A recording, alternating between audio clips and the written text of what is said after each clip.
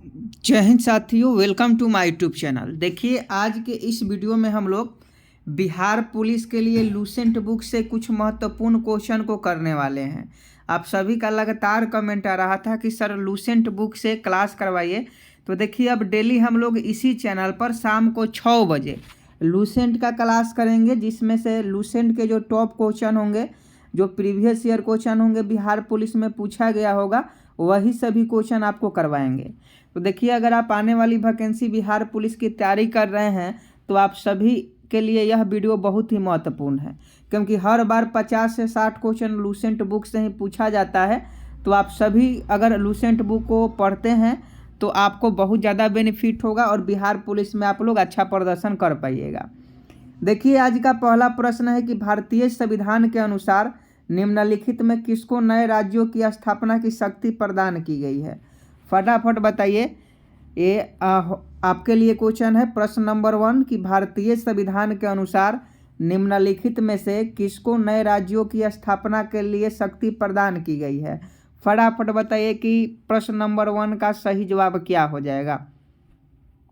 देखिए, इसका सही जो जवाब हो जाएगा, इसका सही जवाब आपका क्या हो जाएगा? संसद हो जाएगा। संसद अगर आप बता रहे हैं तो आपका बिल्कुल राइट आंसर है। भारतीय संविधान के अनुसार निम्नलिखित में किसको नए राज्यों की स्थापना की शक्ति प्रदान की गई है? तो संसद होता है। संसद ही लोकसभा में कोई नए राज्य की अगर स्थापना करना हो, किसी नए राज्य को बनाना हो, तो वह विधेयक पारित कर सकता है। तो ये संसद का काम होता है। तो प्रश्न नंबर 1 का ऑप्शन ए बिल्कुल राइट आंसर हो जाएगा। नेक्स्ट प्रश्न 2 नंबर देख लीजिए। 2 नंबर प्रश्न है कि भारत में राष्ट्रीय विज्ञान दिवस किस तिथि को मनाया जाता है? सभी लोग कमेंट बॉक्स में कमेंट देंगे। लाइव क्लास चल रहा है, आप लोगों का सपोर्ट से लाइव का ऑप्शन मिल गया, तो लाइव क्लास चल रहा है। तो लाइव क्लास में आप सभी लोग डेली शाम को 6 बजे आइएगा, क्योंकि डेली शाम को 6 बजे बिहार पुलिस के लिए लूसेंट बुक से क्लास होता है। तो फटाफट बताइए कि भारत में राष्ट्रीय विज्ञान दिवस किस तिथि को मनाया जाता है? और हिंदी का भी क्लास इसी चैनल पर होगा। तो जितने भी नए अभ्यर्थी हैं, जो लोग अभी तक इस चैनल को सब्सक्राइब नहीं किए हैं, वो लोग इस चैनल को सब्सक्राइब कर बेल आइकन को प्रेस जरूर कर लेंगे। तो देखिए, 28 फरवरी अगर आप बता रहे हैं तो आपका बिल्कुल राइट आंसर है। आप सभी जानते हैं कि भारत में राष्ट्रीय विज्ञान दिवस की तिथि को मनाया जाता है, तो 28 फरवरी को मनाया जाता है। वही 5 जून को विश्व पर्यावरण दिवस मनाया जाता है। अगर क्वेश्चन पूछे कि विश्व पर्यावरण दिवस कब मनाया जाता है, तो 5 जून को मनाया जाता है। और भारत में राष्ट्रीय विज्ञान दिवस कब मनाया जाता है? तो 28 फरवरी को हर साल मनाया जाता है। तो ऑप्शन बी आपका बिल्कुल राइट आंसर है। नेक्स्ट प्रश्न देखिए, 3 नंबर कि स्वतंत्रता के समय भारत में मुख्य रूप से किस प्रकार की खेती की जाती थी? आपको बताना है कि स्वतंत्रता के समय भारत में मुख्य रूप से किस प्रकार की खेती की जाती थी। और देखिए, ये जो भी क्वेश्चन है वो लूसेंट बुक से है, इसलिए आप सभी क्वेश्चन का सावधानी पूर्वक आंसर दीजिएगा और सही सही बताइए। आप लोग का बिल्कुल सही आंसर आ रहा है। क्या हो जाएगा? स्वतंत्रता के समय भारत में मुख्य रूप से किस प्रकार की खेती की जाती थी? तो यह निर्वाह खेती थी। किसान अपने गुजर बसर करने के लिए एक खेती करते थे, उस खेती को निर्वाह खेती कहा जाता है। स्वतंत्रता के समय भारत में मुख्य रूप से किस प्रकार की खेती की जाती थी? निर्वाह खेती की जाती थी। नेक्स्ट प्रश्न 4 नंबर देख लीजिए कि संविधान के अनुच्छेद 24 के अंतर्गत किस उम्र के बालकों को किसी कारखाने या किसी फैक्ट्री में काम करवाना परिसंकटमय नियोजन पर प्रतिबंध है? तो आपको बताना है कि संविधान के अनुच्छेद 24 के अंतर्गत, यहाँ ध्यान से क्वेश्चन फिर से पढ़िए। संविधान के अनुच्छेद 24 के अंतर्गत किस उम्र के बालकों को किसी कारखाना, खान या किसी परिसंकटमय नियोजन पर प्रतिबंध है? तो इसका सही जवाब क्या हो जाएगा? 14 वर्ष से कम। 14 वर्ष से कम जो बच्चे हैं उनको आर्टिकल 24 जो बताता है कि 14 वर्ष से जो भी कम बच्चे हैं उससे आप किसी कारखाना में काम नहीं करवा सकते हैं। तो ऑप्शन 3 14 वर्ष से कम आपका बिल्कुल राइट आंसर हो जाएगा। नेक्स्ट प्रश्न का सही जवाब बताइएगा। 5 नंबर की राइडर कप किस खिलाड़ी को दिया जाता है? बहुत इंपॉर्टेंट क्वेश्चन है। कप और खेल से संबंधित क्वेश्चन आपके एग्जाम में पूछा जाता है, तो आपको याद रखना होगा कि राइडर कप किस खेल से खिलाड़ियों को दिया जाता है? देखिए राइडर कप जो होता है यह जो होता है आपका गोल्फ में दिया जाता है। राइडर कप किस खेल के खिलाड़ियों को दिया जाता है? तो गोल्फ के, जो खिलाड़ी गोल्फ खेलते हैं उन्हें राइडर कप दिया जाता है। तो इसका सही जवाब ऑप्शन है गोल्फ हो जाएगा। नेक्स्ट प्रश्न देखिए, नेक्स्ट प्रश्न आपका 6 नंबर है कि भारतीय अशांति का जनक किसे माना जाता है? भारतीय अशांति का जनक किसे माना जाता है? तो फटाफट बताइएगा कि भारतीय अशांति का जनक किसे माना जाता है। प्रश्न नंबर 6 का फटाफट आप लोग सही जवाब दीजिए। पीडीएफ आपको टेलीग्राम चैनल पर दे दिया जाएगा, तो टेलीग्राम ज्वाइन कर लीजिएगा, लिंक आपको वीडियो के डिस्क्रिप्शन में मिल जाएगा। और जितने भी दोस्त हैं अभी तक इस चैनल को सब्सक्राइब नहीं किए हैं तो उनको बता दें कि बिहार पुलिस का अगर आप लूसेंट बुक से तैयारी करना चाहते हैं तो आप इस चैनल पर जुड़े रहें। और जो भी बच्चे बिहार पुलिस के लिए और बिहार मद्य निषेध की तैयारी कर रहे हैं वो हमारे पुराने वाले चैनल पर जुड़े रहेंगे। और दोनों जगह क्लास होगा, दोनों जगह आपको देखना है ताकि और अधिक से अधिक आपको बेनिफिट मिल सके। सुबह में 10 बजे पुराने वाले चैनल पर क्लास होता है और शाम को 6 बजे इस नए चैनल पर क्लास होता है। तो जितने भी दोस्त हैं अगर दोनों चैनल को सब्सक्राइब नहीं किए हैं तो सब्सक्राइब कर लीजिएगा। प्रश्न 6 का सही जवाब बाल गंगाधर तिलक बता रहे हैं, तो आपका बिल्कुल राइट आंसर है। भारतीय अशांति का जनक किसे माना जाता है? तो बाल गंगाधर तिलक को माना जाता है। तो प्रश्न नंबर 6 का ऑप्शन 2 सही जवाब है। नेक्स्ट प्रश्न 7 नंबर देख लीजिए कि सूर्य ऊर्जा का एक सतत स्रोत है। सूर्य ऊर्जा का एक सतत स्रोत है। सूर्य के वायुमंडल में कौन सी न्यूक्ली फ्यूज हो जाती है? आपको बताना है। सूर्य ऊर्जा का एक सतत स्रोत है। सूर्य के वायुमंडल में कौन सी न्यूक्ली फ्यूज हो जाती है? तो यह हाइड्रोजन होता है। सूर्य के नाभिक में सबसे ज़्यादा कौन सी गैस पाई जाती है? हाइड्रोजन पाई जाती है। तो इसका सही जवाब ऑप्शन 3 हो जाएगा। नेक्स्ट प्रश्न देख लीजिए। नेक्स्ट प्रश्न हमारा कितना है? 8 नंबर है। देख लीजिए कि हमारे संविधान में ऐसा कौन सा अनुच्छेद है जो धार्मिक संस्थानों को स्थापित करने के लिए एवं न्यासों के प्रबंध के लिए अधिकृत करता है? आपको बताना है कि हमारे संविधान में ऐसा कौन सा अनुच्छेद है जो धार्मिक संस्थानों को स्थापित करने के लिए एवं न्यासों के प्रबंधन के लिए अधिकृत करता है। तो यहाँ देख लीजिए 4 ऑप्शन है। अनुच्छेद 23 है, अनुच्छेद 30 है, अनुच्छेद 29 है, अनुच्छेद 26 है। तो इसका सही जवाब हमारा आर्टिकल 29 हो जाएगा। धर्म से संबंधित आर्टिकल 29 है और इसी में धर्म के स्थापना के लिए, धर्म के लिए संस्थानों के स्थापना के लिए इसमें छूट दी गई है, उल्लेख इसी में मिलता है। तो अनुच्छेद 26 आपका बिल्कुल राइट आंसर हो जाएगा। 9 नंबर प्रश्न का सही जवाब बताइए कि सूर्य की किरणें भारत में कहाँ से विदा होती है? तो देखिए सूर्य की किरणें भारत में कहाँ से विदा होती है? तो ये आपका गुजरात से।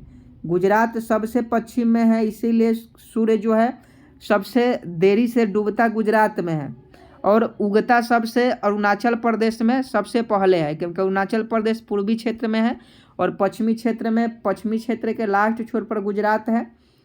नेक्स्ट प्रश्न देख लीजिए, किसके लिए मुद्रा का अंकित मूल्य उसके अर्थात मूल्य से अधिक है? इकोनॉमिक्स का क्वेश्चन है। देखिए लूसेंट का क्वेश्चन है तो थोड़ा सा तो कन्फ्यूजन पैदा करेगा ही, फिर भी आप लोग सही जवाब बताइएगा कि किसके लिए मुद्रा का अंकित मूल्य उसके यथार्थ मूल्य से अधिक होता है। तो इसका सही जवाब क्या हो जाएगा? तो इसकी सही जवाब प्रतीक मुद्रा हो जाएगा। प्रतीक मुद्रा का अंकित मूल्य जो होता है उसके यथार्थ मूल्य से अधिक होता है। नेक्स्ट प्रश्न 11 नंबर देख लीजिए कि निम्नलिखित समितियों में से किस समिति ने भारत में वित्तीय क्षेत्र सुधारों की जांच की ओर सुझाव दिया? फटाफट बताइएगा। 4 समिति है कि निम्नलिखित समितियों में से किस समिति ने भारत में वित्तीय क्षेत्र सुधार की जांच की सुझाव दिया? तो इसका फटाफट सही जवाब बताइएगा कि इसका सही जवाब क्या हो जाएगा। तो देखिए नरसिंहम जो समिति था, नरसिंहम समिति, इसी समिति ने भारत में वित्तीय क्षेत्र सुधारों की जांच के लिए सुझाव दिया था। तो ऑप्शन 3 11 का बता रहे हैं, तो आपका बिल्कुल राइट आंसर है। नेक्स्ट प्रश्न देख लीजिए।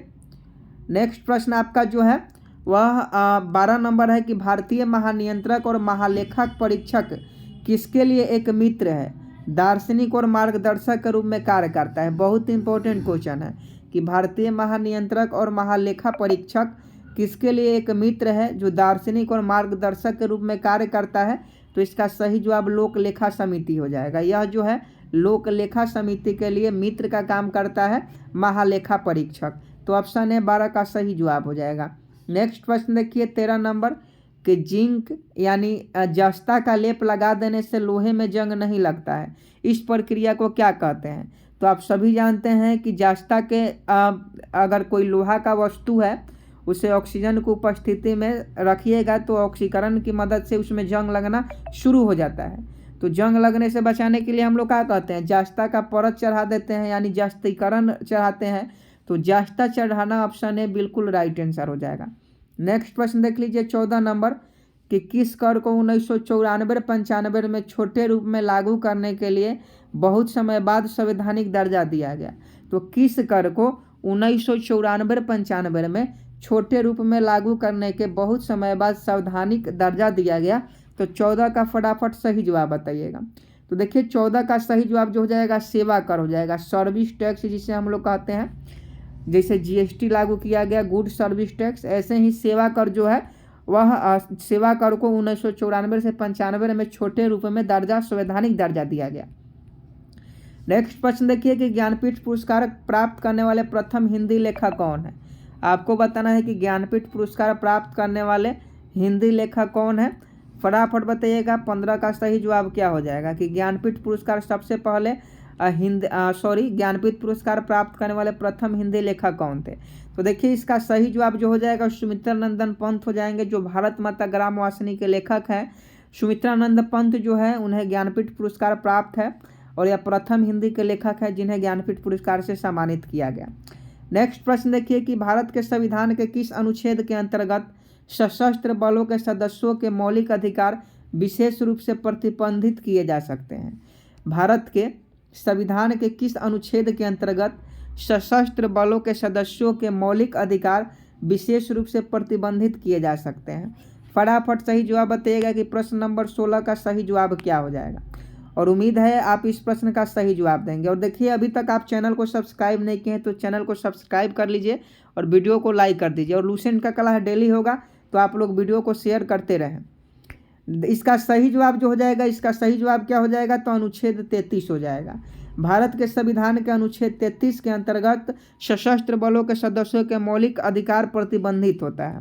नेक्स्ट प्रश्न देखिए 17 नंबर कि स्वतंत्रता के पूर्व संध्या पर निम्नलिखित में से किस आंदोलन ने सबसे बड़ी कृषक छापामार युद्ध देखा?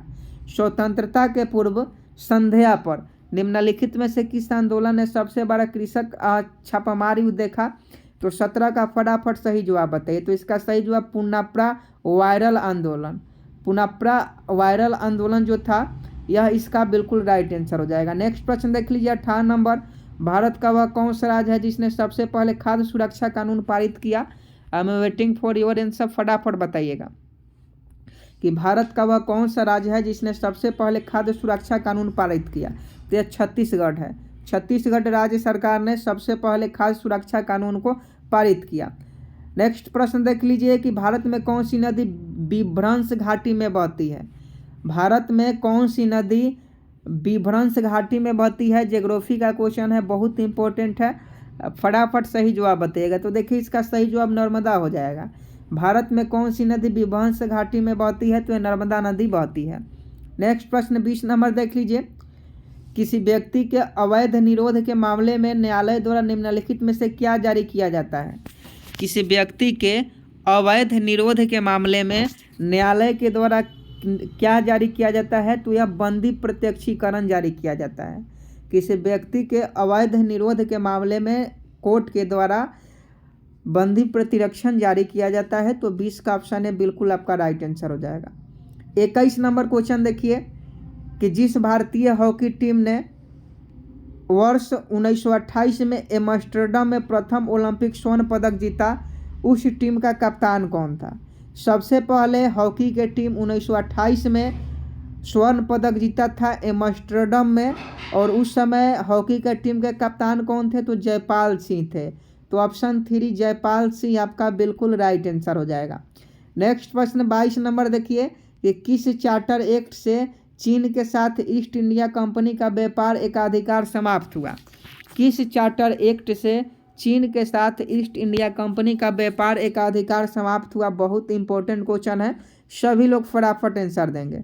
I am waiting for your answer कि इसका आंसर क्या हो जाएगा। तो देखिए चार्टर एक्ट 1833, 1833 का जो चार्टर एक्ट था वो उसी के कारण ही चीन के साथ ईस्ट इंडिया कंपनी का व्यापार समाप्त हो गया। नेक्स्ट प्रश्न देखिए 23 नंबर, कि वह एकमात्र देश कौन सा है जिसका डाक टिकट पर नाम नहीं है।